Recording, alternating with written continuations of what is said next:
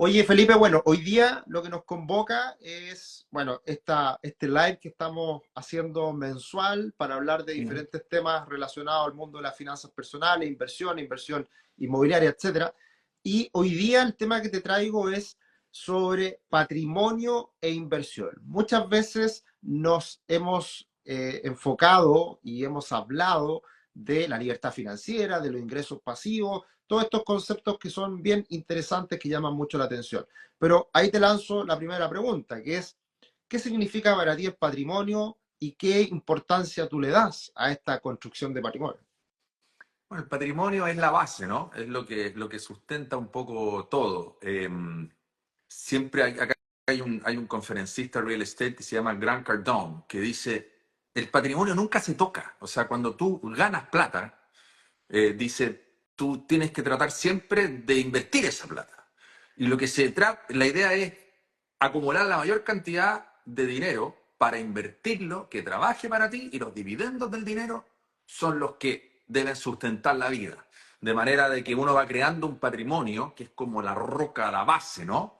Y, y dejar que ese dinero trabaje para ti. Y no trabajar tanto tú por el dinero. Uno tiene como la costumbre, cuando uno es empleado, uno intercambia tiempo por dinero. Yo voy 8 horas a un trabajo y me pagan por ese tiempo que yo dedico en esa empresa.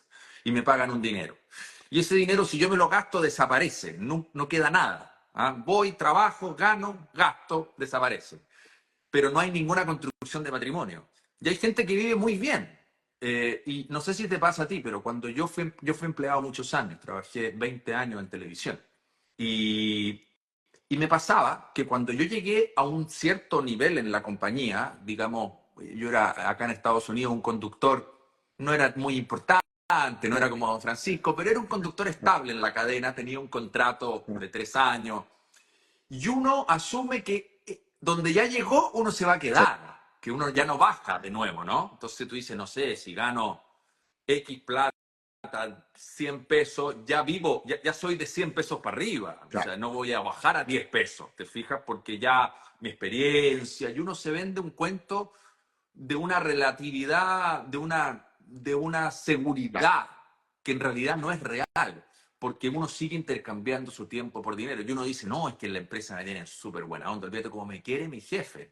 Un día echan a tu jefe y el Claro. jefe nuevo no le caís bien. O me pasó a mí, yo tenía un programa muy exitoso, que yo decía, este va a ser, yo te juro que yo pensaba que ese programa iba a durar 30 años, Claro. porque todo el mundo lo celebraba. Yo pensé que iba a ser como Sábado Gigante. Y llevábamos 10 años haciéndolo, que no era menor, y llegó un nuevo jefe. Y de repente un día el nuevo jefe dice, vamos a cambiar el programa. Y todos quedamos así, "Sí, vamos a cambiar el programa, pero si es lo único bueno de la cadena, no, lo vamos a sacar y vamos a ponerlo en la noche". Y hizo un enredo que destruyó el programa. Claro. Y destruyó la cadena. Y lo echaron después. Chuta. Entonces ni siquiera había alguien como para ir a reprocharle, y quedamos nosotros sin el programa. Y, y, y de 100 pesos bajamos todo a buscar. Claro, yo también dije, como ya tuve un programa 10 años, me van a llamar de otras Claro. cadenas, otras empresas me van a llamar. Pero en televisión eso no es muy fácil. Y entonces ahí te das cuenta de que no es tan, o sea, de que estar dependiendo solo del empleo es un juego muy arriesgado, independiente que hoy en día usted esté muy valorado en su empresa y siento una seguridad gigantesca porque lo quieren, lo valoran, pero la verdad es que la empresa te va a usar hasta que no te necesite y te vota. Por eso es tan importante que en esos tiempos en que usted puede tener un poquito más de ingreso, capitalizar, crear este patrimonio, que es esta roca, es este dinero que no se toca, que se puede jugar con él, se puede comprar departamentos, se puede invertir en otros instrumentos financieros, pero el patrimonio no se toca. Yo, por ejemplo, les digo a mis hijas, mira, si yo me muero, ustedes no hacen nada, nada, porque ustedes tienen que vivir con lo que reciban de renta. Y No, con eso no juegan. tocan lo ya No construido. tocan lo construido, solo tratan de ahorrar o de invertir para agrandar la base, Claro. pero no me toquen lo construido. Pasa mucho con los deportistas. A veces hay deportistas que me dicen, no, ahí está un negocio, estamos comprando unos caballos, estamos haciendo unos vinos, y la gente se mete en negocio y mete plata. Y yo siempre les digo, no hagas nada, no hagas nada, cómprate unos departamentos de renta. No, pero es que yo quiero trabajar porque tengo un proyecto. No toques la plata. Si ganaste la plata jugando fútbol, no la toques. Métela en renta, métela en instrumentos financieros o en real estate y no la toques. Y con lo que te den los dividendos, con eso juega, con eso invéntate un negocio, cómprate un auto, pero no con el patrimonio. Entonces la creación del patrimonio es muy importante porque es el dinero y los recursos que van a trabajar por ti, para que tú no tengas que ser el que trabaja por ellos siempre.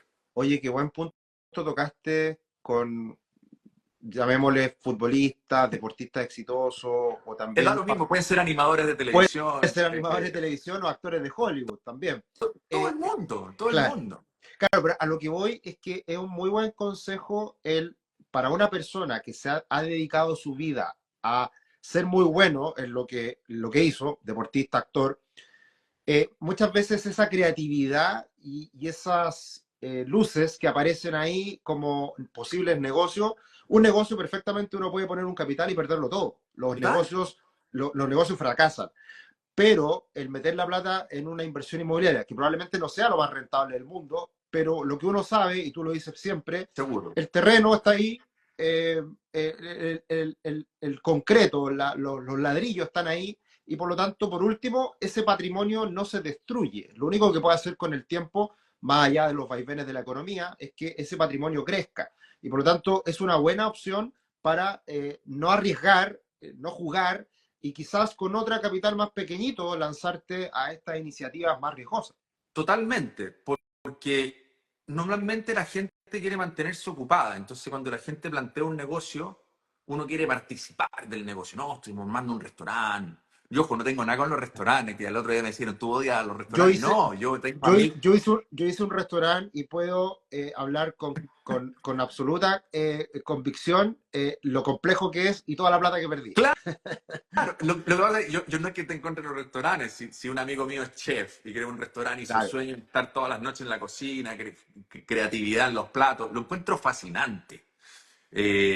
Todos los negocios, si uno lo sabe hacer, son fascinantes. Lo que estamos hablando acá es cuando personas que por circunstancias de la vida, ya sea por su habilidad extraordinaria como un deportista o un artista, y recibe en un minuto de su vida mucho dinero, normalmente pasa mucho con los médicos. Sí. Hay médicos que ganan mucha plata y no saben invertirla bien, entonces se meten en negocio, no, ya estamos armando un condominio, construir. El otro día me junté con un médico, no voy a dar nombres, pero me decía, no, estoy en un negocio de préstamo y después estamos haciendo una aplicación para invertir. Y decía, ¿en qué minuto este gallo hace todo esto y además tiene que operar? Claro. Entonces, y normalmente, lamentablemente, ese médico y otro, después me junté con ellos y habían perdido mucha plata en los negocios. Eh, y ahí te das cuenta que a veces es mejor ganar el dinero en un área, Claro. pero invertir en cosas que son más seguras. Claro, es menos dinámico. Pero yo me acuerdo, yo siempre le decía a mi papá, oye papá, tengo una plata, mira, estaba pensando, tengo tres ideas. Uno, hacer esto, si no hacer esto otro, si no comprar, endeudar. Entonces, este negocio que me lo ofrecieron es bien bueno. Fíjate, tengo un amigo que vendía una crema y yo con call center, todo. Y mi papá miraba y decía, no hay nada. ¿Cómo no haces nada? No hagas nada, cómprate un departamento. ¿Cuánta plata tienes? Tanto. Cómprate un departamento. Ya, pero es que comprar un Es departamento, lo fome, arriendo, es fome, puede ser es lento, puede ser. fome. Y es Claro, poca plata la que me da. claro. No importa, me dice. Puche, tenía razón, porque ese departamento lo compraba, no era muy entretenido, no era muy dinámico, no se duplicaba la Exacto. plata, pero estaba ahí. Y empieza a subir, y crece, y mejora la renta, y vas creando el patrimonio. Y de repente no te das ni cuenta, y ya, oye, se pagaron los dos departamentos que compré a los 25, tengo 40 y se pagaron. Y están ahí, y dan rentita. Y Claro. todos los meses entra la plata. Y ha subido de valor. Entonces, esa es la creación de patrimonio. Pero el patrimonio no se toca. No se toca. Se toca Oye, lo y, que da el patrimonio. y esto lo conecto justo con lo que empezábamos a hablar de tener un año más tranquilo. Eh, el patrimonio se construye en etapas tempranas, porque es ahí cuando uno Idealmente. bueno, sí, no necesariamente, pero debería ser que el foco central en las primeras etapas de nuestras vidas sea generar mayor ingreso, ahorrar más y quizás ahí comprar precisamente un par de departamentos o quizás lanzarte en un negocito, pero no ponerlo todo en ese negocito, sino que sea una parte menor. Y es ahí cuando uno empieza a construir este patrimonio. Eh, Correcto. porque después la idea es poder disfrutar de esos ingresos que genera ese patrimonio. Entonces, Correcto. ¿cuáles pueden ser, digamos, ahí consejos para los más jóvenes de poder lanzarse a empezar a hacer esta apuesta y poder empezar a construir ese patrimonio? Bueno, yo vengo del real estate, entonces tengo el ADN del real estate muy metido, me cuesta diversificar. Incluso he hablado contigo y hemos evaluado diversificación de inversiones, porque creo que igual es interesante lo que te hablaba de los créditos privados, la renta fija, los bonos del tesoro. Hay diferentes cosas que pueden ser también muy buenas inversiones, pero como vengo del real estate, yo tengo la mayor cantidad de mi patrimonio concentrado en real estate, que tiene la facultad de no ser tan dinámico, pero es muy seguro, es muy tangible. Y además tiene la particularidad de que tienes un socio que si bien quiere ganar, te respeta la ganancia, y ese socio es el banco, porque el banco te presta la plata. Y el crédito te lo paga el arrendatario, no lo pagas tú. Entonces tienes un socio que lo único que quiere es que le des un interés sobre tu plata. No quiere la ganancia de tu departamento. La ganancia de tu departamento es tuya. Entonces el real estate tiene esa particularidad que si yo compro un departamento de 100 millones con 20 millones, yo después voy a tener, y el departamento sube 10, 15, 20%, sube 20% de 100 millones. Pero yo puse 20. En cambio, si tú tienes 20 millones y los pones en instrumentos financieros, tú vas a ganar ese 10, 15% sobre los 20, no sobre los 100. Entonces el real estate multiplica el hecho de tener un crédito y además ese crédito a través de los años te lo paga gentilmente el arrendatario. Entonces básicamente tú con 20 millones puedes comprar un departamento de 100, que el arrendatario pague el crédito y tú lo dejas. Y que el tiempo haga su trabajo. Tu arrendatario gentilmente va a pagarle al banco lo que el banco te pide, que no es la plusvalía del departamento, es solo el interés que acordaste con él que le vas a dar. Entonces de esa manera no te das ni cuenta y de repente con 20 millones el departamento subió de 100 a 140 millones y así va ganando la plusvalía en el tiempo. Eh, la plusvalía no es garantizada, por supuesto, pero toda propiedad proyectada en el tiempo va ganando apreciación. Sí. Entonces, esa es una manera, eso es lo bueno del real estate. Pero, insisto, no es el único instrumento y pueden haber varios. Pero mientras más joven se empiece, mejor. También se puede empezar viejo, que el otro día me dijeron, oye, Felipe, yo tengo 50 y acabo de empezar. Por supuesto que puede empezar. Hay mucho tiempo a los 50. Si la gente está viviendo hasta los 90. A los 50 usted es muy joven. Usted todavía puede comprar un departamento y pagarlo en 20 años y va a tener todavía tiempo para disfrutar la renta. Eh, Siempre se puede empezar. Siempre. Sí. Oye, y ahí aparece automáticamente una contrapregunta o una objeción, de cierta manera, es que hoy día tú dices, claro, el arrendatario te paga el dividendo. Y hoy día en Chile en particular eso no está ocurriendo o no está ocurriendo del todo. Hoy día las personas tienen que desembolsar una parte de su bolsillo para cubrir el dividendo versus lo que paga de arriendo. Y eso ¿Pero por qué? mucha gente lo ve como algo negativo. ¿Qué Es opinión tú que tienes al respecto? lo que pasa es que eso pasa cuando tu pie es muy bajo y el costo de tu crédito es mayor que la renta. Mi humilde sugerencia es que trates de empatar el ingreso que te da el departamento con el crédito. Yo soy un poquito más conservador, entonces a veces le digo a la gente, espérate, junta más pie. No compres con el 10%, compra con el 20%, compra con el 30%. No, pero es que me falta mucho, me voy a demorar. Demórate un poco, pero compra más tranquilo y trata de que el arrendatario pague el dividendo. Las tasas están altas, pero las tasas no van a estar altas siempre. Las tasas van cambiando. Hay un minuto que las tasas van a estar más bajas, que tú vas a tener más pie, y va a haber un minuto en que tu matemática va a funcionar y vas a poder cubrir el dividendo con la renta. Idealmente eso, para que no te quite plata todos los meses. Ahora, si tus condiciones económicas te permiten cubrir una diferencia y quieres aventurarte a la inversión, también es válido. Pero yo soy más partidario de invertir cuando realmente tratemos de que el dividendo pague. ¿Cómo paga el arrendatario el dividendo? Poniendo quizás un poquito más de inicial y comprando una propiedad en que el valor entre lo que te da la renta pague. Entonces, no hay que apresurarse tampoco, porque inversiones de muy bajo pie, eh, apostando todo a que va a estar siempre rentado. Esa es otra cosa que es muy importante. La gente dice, Ah, no, pero el departamento siempre rentado. No está siempre rentado. A veces el arrendatario no paga y hay que tener espalda para cubrirlo. A veces se echa a perder la calefacción, la cocina, qué sé yo, y hay que arreglar. Todas esas son cosas que pasan. A mí me pasan todos los días esas cosas. O sea, nosotros manejamos 200 propiedades acá. Todos los días pasa algo.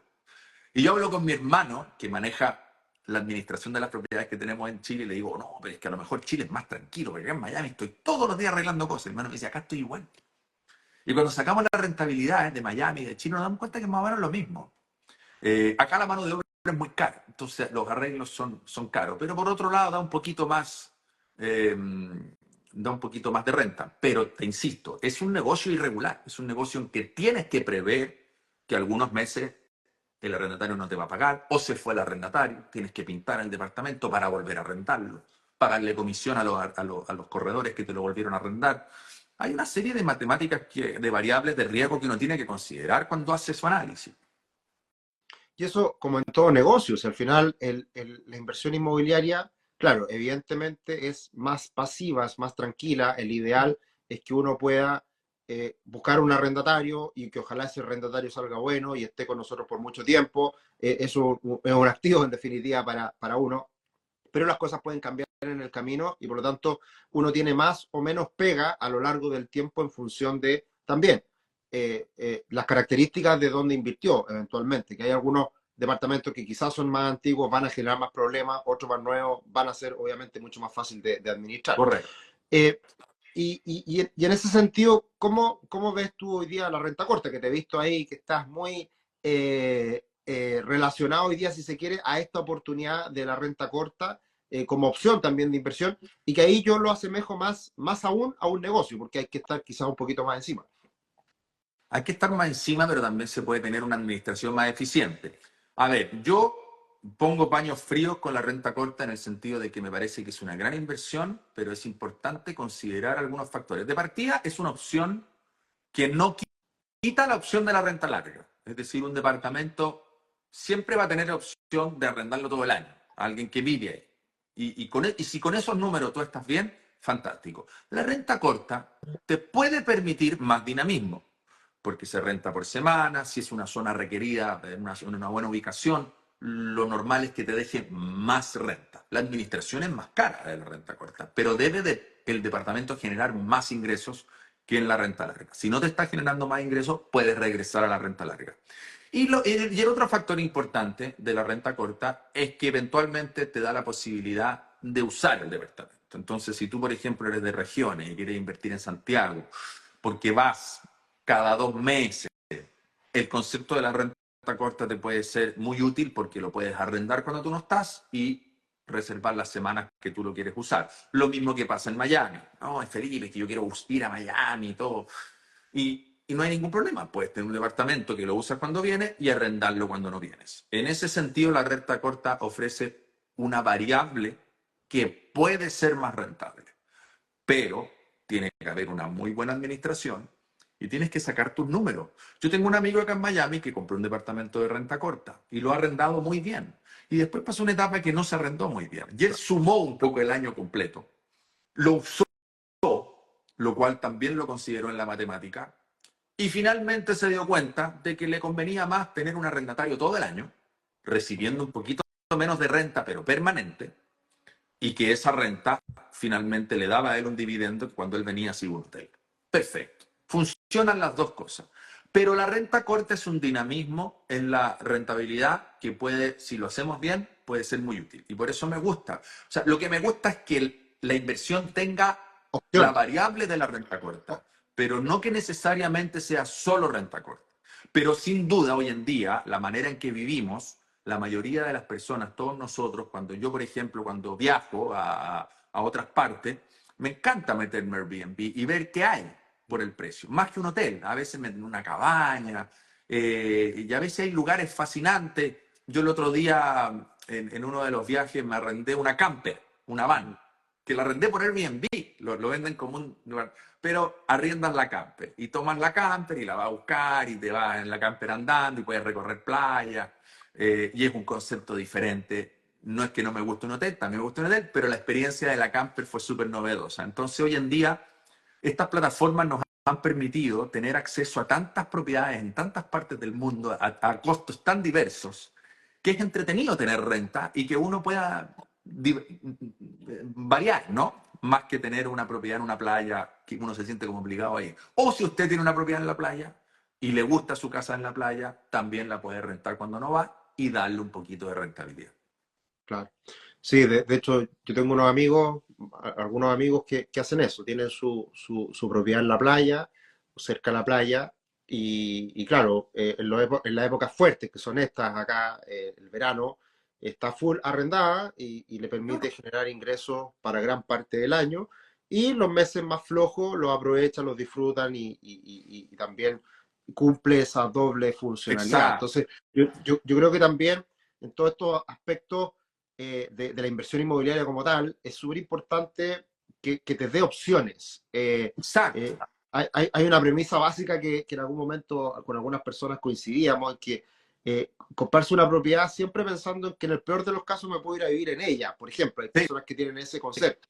sí, Hay total. otras personas que tienen el concepto de zonas más consolidadas porque son más porque buscan un arrendatario también, entre comillas, mejor. Otras quieren plusvalía y por lo tanto, entonces, uno tiene que, creo, en cualquier ámbito de la inversión, ser súper consecuente con ciertos principios que uno tiene que definir. Y uno es el que decide, alguien me decía en algún momento, no, yo no compro en Estación Central porque en Estación Central quizás quién me va a llegar. Yo le decía, oye, pero te van a obligar a quien te arrienda, tú eliges quién te puede arrendar, tú tienes el sartén por el mango. Ahora, si no te gusta ese tipo de arrendatario, elige en otra zona, pero en definitiva uno tiene que ver la posibilidad que te da la inversión inmobiliaria con los principios que para ti son importantes de cumplir. Claro. Ahí están preguntando cómo está, si hay saturación de mercado en Chile o si hay espacio para más edificios de renta corta. Yo cuando hago, no he hecho un análisis concreto, pero yo creo que en Chile falta mucho todavía desarrollar el concepto de la renta corta. Creo que todavía el mercado aguanta muchos proyectos más. Acá en Miami hay una tendencia que está súper fuerte. En ciertas áreas, ojo, las zonas más hoteleras como la línea de playa, hay mucha regulación de la renta corta. En Barcelona, por ejemplo, están prohibiendo la renta corta. ¿Por qué? Porque ya no quedan viviendas para los residentes. Entonces creo que esto se va a ir regulando de la misma manera que en su momento se reguló Uber con los taxis y terminó habiendo espacio en Miami, hay taxis y hay Ubers y funcionan y conviven. Son distintas necesidades, distintos momentos.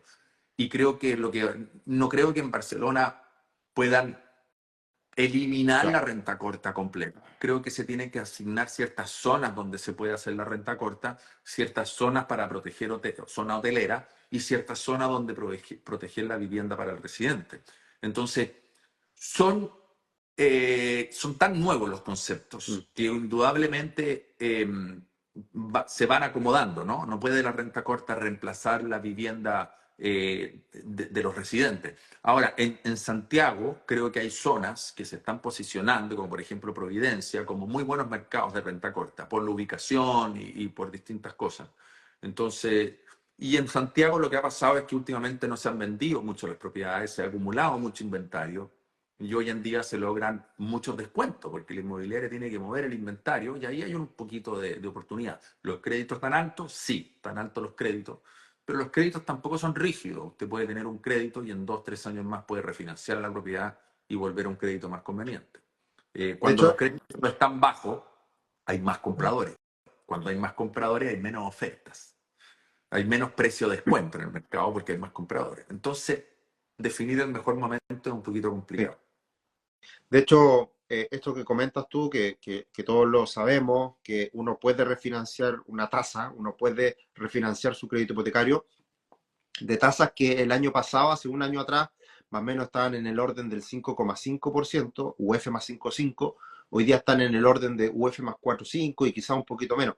¿Qué es lo que está ocurriendo hoy día? Que los bancos están dando la posibilidad de uno refinanciar automáticamente ese crédito, bajar la tasa con un procedimiento bastante simple y de esa forma bajar el valor de la cuota, Correcto. que hoy día es una opción. Entonces, esas opciones existen, han existido en el pasado y también están retomándose. Claro, ahí hay que hacer una evaluación, porque si hoy compras a un precio de descuento, ¿y cómo se define un precio de descuento? Tienes que ver un poquito los comparables de la zona donde estás comprando. Por ejemplo, nosotros ahora tenemos con la oficina Biel un proyecto en Chamicero. Son casas en blanco, DFL2. em, y están en 8.000 UF. Y esas casas, el condominio del lado, están en 10.000. Y hay otro condominio muy similar en 12.000. Entonces en 8.000 terminan siendo muy convenientes, ¿no? Y la gente pone una cuota, una reserva, y espera 2 años que se la entreguen y son de FL2 y son libres de impuestos y hay una serie de beneficios. Y el mercado es lo que me marca un poco la pauta del precio. Sí, totalmente. Oye, Felipe, volviendo al tema del patrimonio, nosotros estamos justamente hoy día comenzando una mentoría que dicto yo, que se llama Plan para Construir Patrimonio y que dura 2 semanas, es bien intensiva y nos enfocamos precisamente en todos estos aspectos. Hemos hablado harto de inversión inmobiliaria, que es tu expertise, y la verdad que es un programa bien intensivo y que trata de abordar todos los aspectos relacionados en esta construcción de patrimonio. Lo primero es de cierta manera, establecer muy bien objetivos, que yo creo que son muy importantes para comenzar. Segundo está la inversión en instrumentos financieros, inversión inmobiliaria, también un poquito de emprendimiento y otras cosas más. Volviendo al tema del patrimonio, eh, ¿qué deberías tú aconsejarle a alguien para que comience en este camino de la construcción de patrimonio y que uno debería esperar también, de cierta manera? ¿Cuáles son ciertos plazos en donde uno podría decir, bueno, hice todo esto para conseguir lo siguiente? ¿Qué ventajas también tiene desde el punto de vista de esa libertad que uno va buscando? Lo hemos hablado en muchas otras ocasiones. Eh, Volviendo al tema del patrimonio, ¿qué consejo tú le darías a una persona que nos escucha y que está quizás iniciándose en este mundo de la inversión en las finanzas personales? Yo creo que uno tiene que primero analizar en qué etapa está, ¿no? Hay una etapa que es la inversión en uno mismo, aprender, educarse, ahorrar. Yo creo que es un ejercicio que uno debe hacer en todo nivel, no esperar a tener una cierta cantidad de dinero, porque en realidad, si uno no tiene el ejercicio de ahorrar, cuando te suban el sueldo, uno sube los gastos, no ahorra. Y de esa manera, con montos más pequeños, hay mucho instrumento financiero que con interés compuesto se puede ir haciendo más dinámico. Y ya después el tema del real estate, ya con un poquito más de base de dinero, poner un pie y comprar una propiedad, 2 propiedades, puede ser también interesante. Diversificar también es importante, tener un poquito en instrumentos financieros, un poquito en real estate. La gracia del instrumento financiero que muchas veces tiene más acceso a liquidez, en el caso de que usted tenga una emergencia, todo. Las propiedades son menos líquidas, vender una casa no es algo tan rápido. Pero yo te digo que el real estate tiene la nobleza de ser muy estable, muy tranquilo. Y de hecho, yo acá trabajo mucho con artistas. Y me he dado cuenta que los artistas que invierten en real estate terminan haciendo buenos negocios porque es un negocio que es muy noble y en el cual ellos no tienen que estar involucrados permanentemente. Eh, por ejemplo, ahora, hace unos meses le vendí la casa a Iván Zamorano, que se fue a Madrid, hizo un muy buen negocio, gracias a Dios, el mercado nos ayudó. Ahora le estoy buscando casa a Ana Gabriel en Nueva York, eh, que también es una artista tremendamente exitosa, posiblemente la cantante más grande de México, y también capitaliza un poco en real estate. Y de esa manera creo que uno tiene que seguir esos ejemplos en estas inversiones más tangibles, más seguras, pero cuando los montos de dinero al principio son más pequeños, el instrumento financiero nos permite, a través del interés compuesto, generar un poquito más de plata, ¿no? Entonces, ahora, para poder hacer esto con confianza, uno tiene que aprender, porque cuando a mí la gente me dice, yo no invierto en real estate porque yo no sé de eso, lo único que le falta es aprender de eso. Sí. Si esta cuestión no es tan complicado al final. Usted tiene que aprender lo justo para tener la confianza de atreverse. Hay mucho miedo escénico en esto de comprar y de propiedades. La gente a veces, el otro día pasó con una clienta en una casa que era un poquito más cara de lo que ella estaba buscando, pero le encantó la casa y empezamos el proceso de compra. Y después de la inspección se asustó, dijo, no, me queda un poco grande, el monto me asusta, y la gente no compra, porque usted tiene que ir agarrando confianza. ¿Cómo se gana esa confianza? Aprendiendo más, teniendo más control sobre lo que está haciendo. Y juegue conservador. Yo no juego riesgoso, yo juego conservador. Mi papá era muy conservador, creció a través de los años, pero fue conservador, no asumió mayores riesgos. Conozco otros inversionistas que asumen más riesgo, Y a veces le va bien y a veces le va mal. A veces ganan mucho. Tengo amigos que invirtieron en Bitcoin y ahora me sacan pica. Me dice, compadre, metí 100, ahora tengo 1000. Puchi, tú no metiste nada. No, no metí nada, pero mis departamentos están ahí y valen 150. Y el Bitcoin puede ser una muy buena opción, pero yo creo que ese tipo de inversiones se hacen con un porcentaje del capital que usted tiene que estar dispuesto a perder. Oye, tocaste un punto central que yo creo que todas las personas en los diferentes ámbitos de inversión se centran en lo mismo, que es autoconocimiento. Tú has mencionado en muchas ocasiones que eres conservador. A ti te gusta y no tienes ningún problema en poner un alto pie. Para otros eso puede ser una aberración, porque Es que yo he algunos estado en dicen, los mercados buenos y malos. claro, Tú sabes que el otro día yo le decía, un amigo me decía, mira, yo cuando busco un realtor en Miami, no trabajo con ningún realtor que no haya pasado la crisis del 2008. Porque un realtor que pasó la crisis del 2008 es un realtor que sabe que el mercado se puede joder y que te va a cuidar como cliente y te va a hacer invertir en propiedades que se defiendan bien cuando el mercado va mal. Cuando un realtor no ha pasado la crisis del 2008, con todo respeto a los realtors que trabajan allá afuera que no han pasado la crisis del 2008, ¿tú crees que el mercado más o menos está siempre estable? Entonces, la experiencia es lo que te va dando esa confianza. Yo invierto poniéndome en el peor escenario. Mi inversión en el peor escenario tiene que sobrevivir. Porque si sobrevive en el primer escenario, va a sobrevivir en los buenos. En los buenos tiempos son todos secos. Mira, el otro día, unos inversionistas me dijeron, te queremos mostrar un proyecto que estamos metidos para ofrecerlo. Era un edificio de departamentos de $2 millones que se arrendaban en $14.000. Estaban construyendo la segunda torre y me dijeron, la primera torre se vendió en 4 meses. Un éxito. Todos los departamentos en 2 millones los vendimos. Y ahora estamos en la segunda torre. ¿Y en cuánto se arriendan? En 14.000. ¡Qué fantástico! Sí. ¿En qué año hicieron la primera torre? El 2022, 21, 2022 la vendimos. Ah, como después de la pandemia. Sí. Ya, o sea, estábamos super booming en Miami. Estaba todo el mundo comprando Miami. Sí. Ya, le dije, te tengo una mala noticia. Le dije, ¿qué mala noticia? No es copy-paste. Tu segunda torre no se va a vender en 3 meses.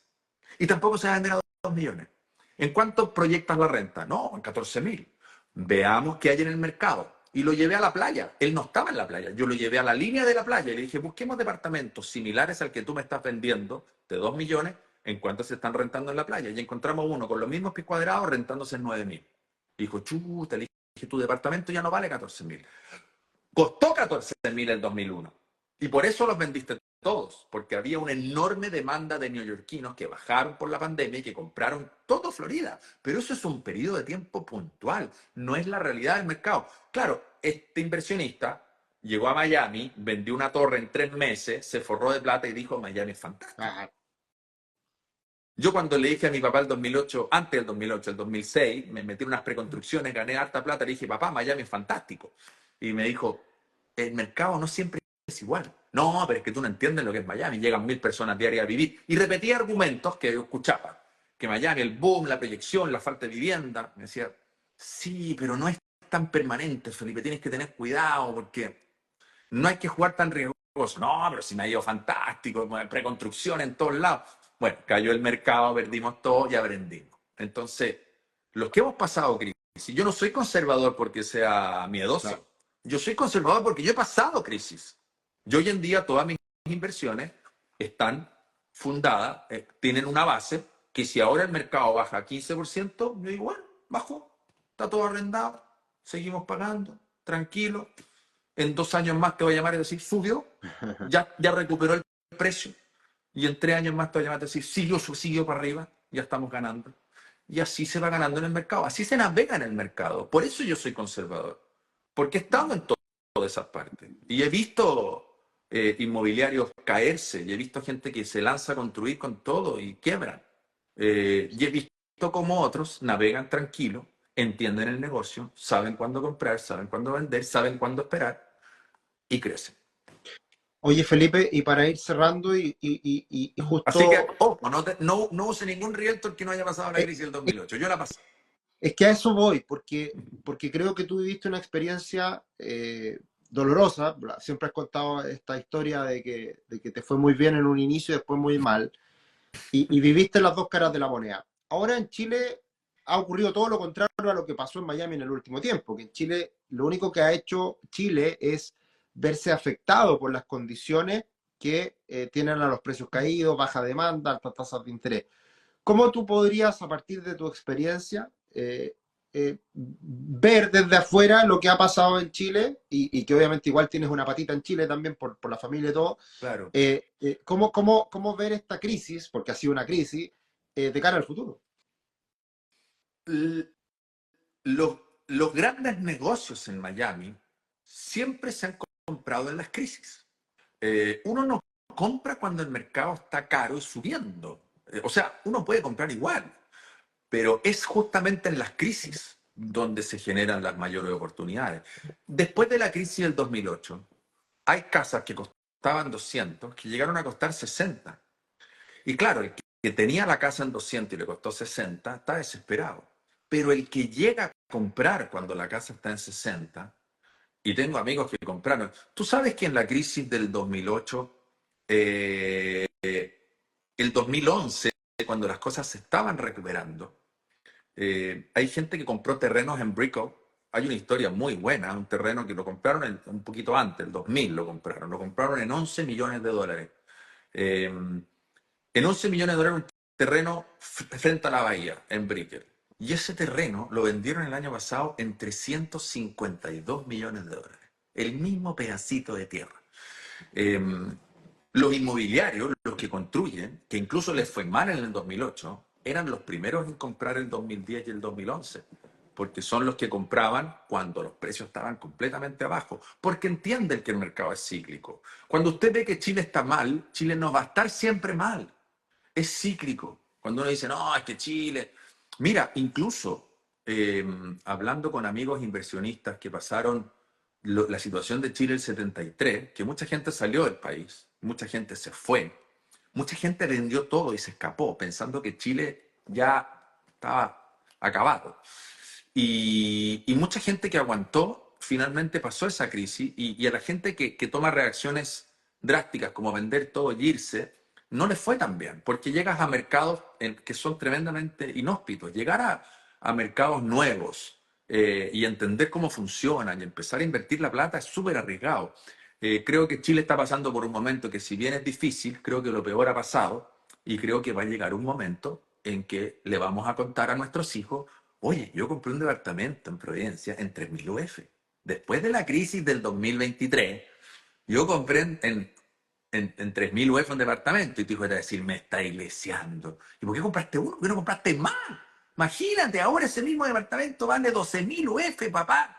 ¿Por qué no compraste más cuando valían? Uno siempre cuando compra, y me ha pasado toda la vida en Miami, siempre he pensado que estoy comprando caro. Siempre que compro, no duermo en la noche. Digo, pucha, ¿para qué caro? ¿Para qué caro? Y con el tiempo, siempre me pasa lo mismo. Digo, pucha, habría comprado más, estaba tan barato. Y hoy en día no va a pasar eso en Chile. Vas a comprar departamentos en un precio debido a la crisis y te va a pasar que en unos años vas a decir, ¿por qué no compré más departamentos? Se generó la oportunidad. Cuando uno está inserto en la crisis es difícil ver la luz. Cuando yo estaba en la crisis del 2008 y era 2010, yo estaba asustado. Esa casa de 60.000, yo no la compré. ¿Sabes por qué no la compré? Porque yo pensé que podía bajar a 30.000. Y me asusté. Y otros amigos que eran un poquito más conocidos de los mercados en general, compraron, tengo un amigo que compró 200 casas en 60.000. Y las acaba de vender todas en 300.000. Y ahora que lo veo con perspectiva, digo, es que era lógico, o sea, una vivienda de 3 dormitorios, 2 baños, donde vive una familia, esa propiedad va a ser siempre necesaria para alguien. Y la verdad es que esa propiedad, lo lógico es que no valga 60.000, si el costo de construcción son 100.000, no vale 60.000. Lo lógico es que por lo menos se nivela el costo básico de la construcción. Y era como obvio, pero tú estabas tan asustado de haber perdido que yo ya no quería invertir más en real estate. Yo me asusté, yo dije, no, no hago más esta cuestión. Pensé que bajaba a 30, no vi la oportunidad. Ahora, cuando hay crisis, con confianza, porque entiendo los ciclos, porque he pasado 5 ciclos, pero por eso digo a la gente, de todas maneras, siempre compro pensando en el peor escenario. Por eso yo compro con un poquito más de pie. Hay gente que compra con el mínimo de pie y le ha ido bien, porque el mercado lo ha acompañado. Yo prefiero demorarme un poquito más y poner un poquito más de pie. Extraordinario. Bueno, hartas cosas para sacar el limpio. Yo creo que es muy importante el autoconocimiento para ver cuál es la inversión que para uno le va a hacer sentido a lo largo del tiempo, ver esos posibles peores escenarios para estar preparado ante situaciones que pueden ser más difíciles, aprovechar en momentos de crisis y comprar entendiendo que esto es cíclico. Y bueno, que la construcción de patrimonio en definitiva son las bases, son estos pilares sólidos que nos permiten posteriormente tener mayor tranquilidad. Ahí nos preguntaba Claro. alguien, ¿se sigue la promoción de la mentoría? Absolutamente. Hoy día terminamos ya la venta de la mentoría, partimos hoy día en la tarde, así que nos pueden escribir a @somospatrimor para recibir la información y sumarse a esta mentoría, que hablamos precisamente de todo esto en profundidad. Y bueno, como siempre, Felipe, agradecerte el tiempo. Nos vamos a estar encontrando en el futuro con estos lives. Y lo Sí. único, para finalizar, ¿algún libro que recomendar? Ahí alguien preguntaba, algo que estés leyendo, no sé. Estoy leyendo, bueno, estoy escuchando, yo soy medio malo para leer, escucho los audiolibros. Estoy escuchando el de Tony Robbins. ¿Cómo se llama? Eh, el Santo Grial, algo así me El parece. Santo Grial, Claro. que habla de inversiones, da muchos tips muy buenos, la verdad. Eh, Así que el tuyo no lo he empezado a leer, lo tengo listo ahí para llevármelo a Chile para leerlo en la playita. Eh, y hay varios libros, bueno, hay uno que es de Hart Eckert, que se llama Secrets of the Millionaire Mind, que habla un poquito más de las creencias limitantes que tenemos sobre el dinero, que creo que es un tema que es importante hablarlo. Y, y ese libro también te hace un despertar de conciencia con respecto a ciertas creencias limitantes que venimos, especialmente los latinos, tenemos mucha creencia limitante. Eh, Aquí en Estados Unidos la prosperidad es bien vista y en ese sentido se habla mucho de prosperidad, de dinero, no hay problema. Y me he dado cuenta que en nuestra cultura latina somos un poquito más cuidadosos, hablar de dinero, todo. Y para terminar la idea del patrimonio, yo no estoy en contra de los lujos. Cómprese el auto rico, de ese gusto, el reloj que le gustó, de ese gusto. Lo único que le digo es que crea el patrimonio y con lo que el patrimonio le dé, usted se da los gustos. Se va a demorar más, pero esa es la jugada correcta. No puede usted comprar el lujo con el patrimonio, con el capital de base. Tiene que cuidar el capital de base. Si a usted le llega un bono de fin de año, eso es capital de base. Blíndelo. No, no se toca el bono. Se invierte el bono. Y el bono da 100.000 pesos. Eso se gasta. Sí. Eh, Y así va protegiendo el inventario. Y así el día de mañana, que ni Dios lo quiera, lo sacan de la pega o quiere emprender algo propio, hay una base. Tiene que crear la base desde ahora. No piense que porque hoy ese jefe lo quiere tanto, esa empresa lo aplaude cuando es su cumpleaños. La empresa lo va a usar usted hasta el día que usted sea rentable. Después la empresa no lo va a usar más. Y créame, el día que nos vamos a morir, nadie va a hablar de lo buen empleado que fuimos, de los dividendos que le dimos a la empresa. La gente va a hablar de lo buena gente que fue usted. Entonces, usted trabaje en la empresa, pero capitalice. No descanse su futuro en una empresa, salvo que la empresa sea suya. Pero como empleado, digo yo, aprovechen los años de empleado. Son buenos los años de empleado. Yo tuve 20 años de empleado y por suerte pude capitalizar un poco, pero... Y un día me sacaron. Y cuando el programa no funcionó, yo era lo más simpático que hay como animador y el programa no siguió y chao. Después hice otros programitas y después me di cuenta que ya, por lo menos en televisión, no había mucho que seguir haciendo, porque la gente no, hoy en día no ve televisión. Pero en fin, ese es un poquito el criterio. bien. Excelente, Felipe. Ya pronto en Chile. Sí, nos vemos Quizás los nos topemos ahí. días en Chile. Espero que nos veamos ahí seguimos hablando en la interna. Y bueno, muchas gracias por tu tiempo. Seguiremos haciendo este contenido que es tan valioso, siempre con tips muy importantes de tu parte. Así que muchas gracias. Y gracias a todos los que nos acompañaron hoy día, que fueron varios. Así que muchas personas ahí atentos. Y también vamos a estar dejando el contenido arriba, ya sea en las redes sociales de Patrimon, en Instagram y también en YouTube. Nos vemos, Felipe. Perfecto. Que estés Gracias a muy todos los bien. amigos que escucharon el live y nos vemos en Chile. Vale, chao, chao.